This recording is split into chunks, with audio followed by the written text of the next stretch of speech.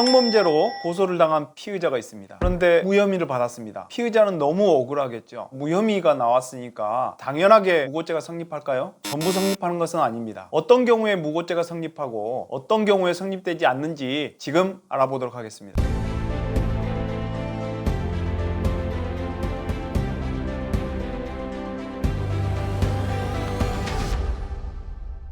안녕하세요. 변호사랑의 판검사 출신 변호사 최승현입니다. 여러분 2016년경에 배우 이진욱 씨라고 기억을 하실 겁니다. 성범죄 사건으로 고소됐다가 무혐의를 받았죠. 그리고 나서 자기를 고소했던 고소인을 무고로 고소했던 사건 기억하실 겁니다. 고소인은 1심에서 무죄 판결을 받았지만 항소심에서 무고죄로 징역의 집행유예 판결을 받아서 유죄로 확정된 사례가 있었는데요. 오늘은 그 무고죄가 어떤 내용인지, 어떻게 처벌을 받을 건지, 특히 성범죄 관련해서 무고죄가 어떻게 적용될 수 있는지 오늘 한번 살펴보도록 하겠습니다.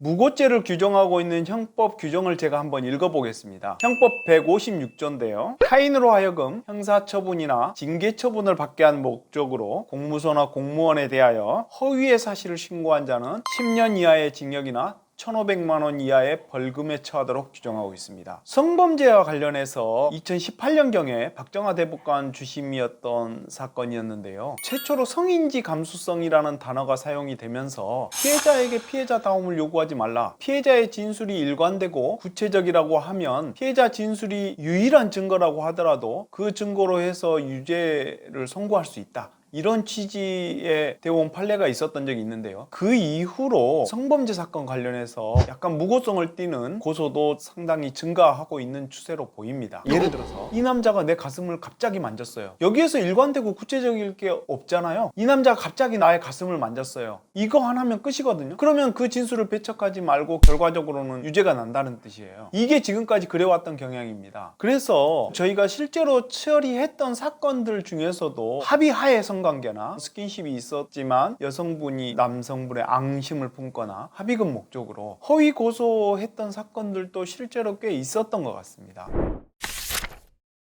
의뢰인들이 생각하는 경우가 뭐냐면 성범죄로 고소당했다. 그런데 내가 무혐의나 무죄 판결을 받았다. 그러면 곧바로 이건 무고 아닌가? 이렇게 생각하는 사람들이 대부분인 것 같아요. 그 사람하고 전혀 신체적인 접촉이 없었거나 전혀 그렇지 않았는데도 불구하고 마치 신체적인 접촉이 있었고 그게 강제로 이루어진 것처럼 고소를 했다가 무혐의가 났다. 그러면 무고로 연결될 수 있습니다. 그런데 실제로 신체적 접촉이나 성관계가 있었고 그 성관계나 신체적 접촉의 의미에 대해서 나는 이건 강제로 당했다고 생각해. 난 강제로 한 게 아닌데 합의하에 한 건데? 이런 오해가 있을 수 있습니다. 그게 실제로 나중에 보니까 묵시적이든 명시적이든 서로 합의가 있었다고 밝혀져서 무혐의가 된다 그러면 고소인이 그런 오해하에 고소를 했다고 하면 이건 무고가 되기가 어렵습니다. 사실관계에 대해서 오해를 해서 고소를 하게 되면 허위고소라고 입증하기 어렵기 때문에 수사기관도 무고로 수사하기 어렵고요. 재판 단계에서도 이걸 명백하게 무고다라고 판단하기 어려운 경우가 많습니다.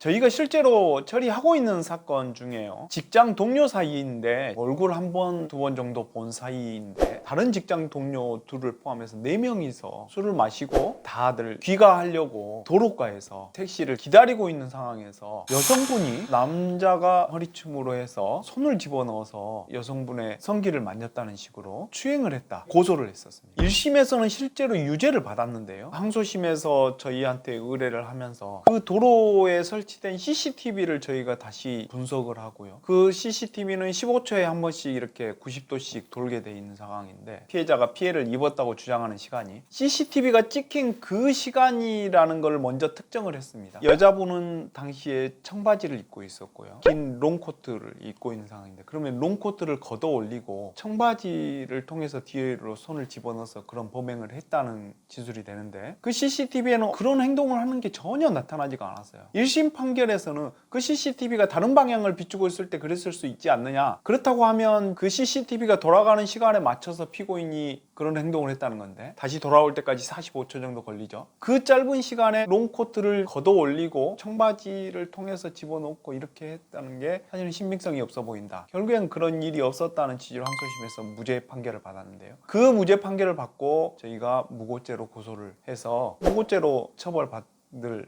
상황에 있는 거죠. 고소인은. 그런 식의 무고죄는 성립이 됩니다.